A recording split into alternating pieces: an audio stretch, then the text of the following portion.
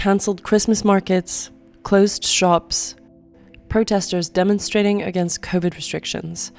These images look a lot like scenes from 2020, with the difference that today, most people in these countries have been fully vaccinated.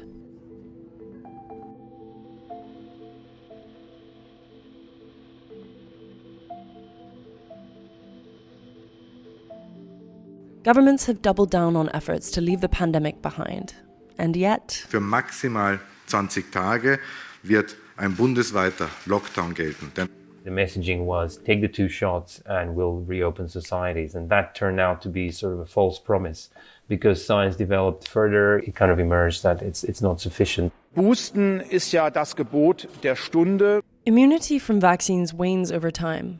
In Germany, more than 45% of people hospitalized for COVID are fully vaccinated.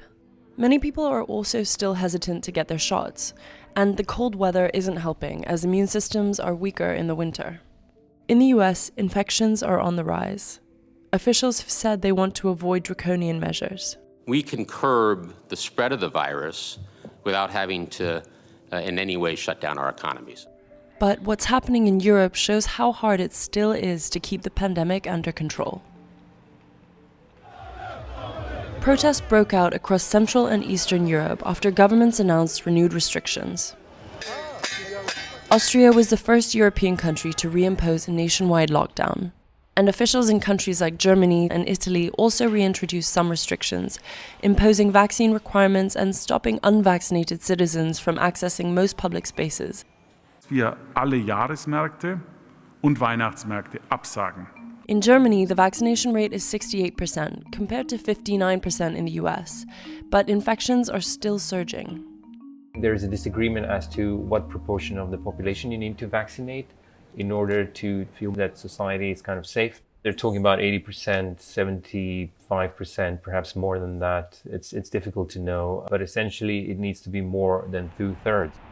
But even fully vaccinated people are getting sick, and it's largely because immunity against COVID from vaccines begins to wane after around 4 months. When the vaccines were actually created, there was a different type of virus circulating in the global population, and it turns out that the Delta variant is more aggressive and spreads more easily, more infectious. It's hugely beneficial to get the vaccine, but it's not enough at the moment to stop the pandemic from being a menace to society at large. So countries are looking to roll out booster shots to increase people's protection against the virus. So far, just 6.8% of people in Europe have received their booster shots, which scientists say is a fraction of the percentage needed to keep the virus under control. In the US, around 19% of adults had received a booster vaccine as of November, and the widespread implementation of a vaccine mandate is looming. As the weather gets cooler across the northern hemisphere, people are moving indoors, where the virus tends to circulate faster. More people are also crowding into airports and traveling during the holidays, which epidemiologists say could also increase the risks of other COVID surges. The seasonality of the virus, which is now assumed to be a feature of this disease, has hit really hard. And as cold weather spreads across Europe, cases are skyrocketing, and governments are forced into various measures that they sort of promised they wouldn't be resorting to again. US officials have said that they wanted to avoid implementing renewed lockdowns. We are not headed in that direction. But even as deaths and hospitalizations are down from last year, as long as cases are going up and people are getting sick, governments like those in Europe are having to adapt to the pandemic, which seems to be here to stay.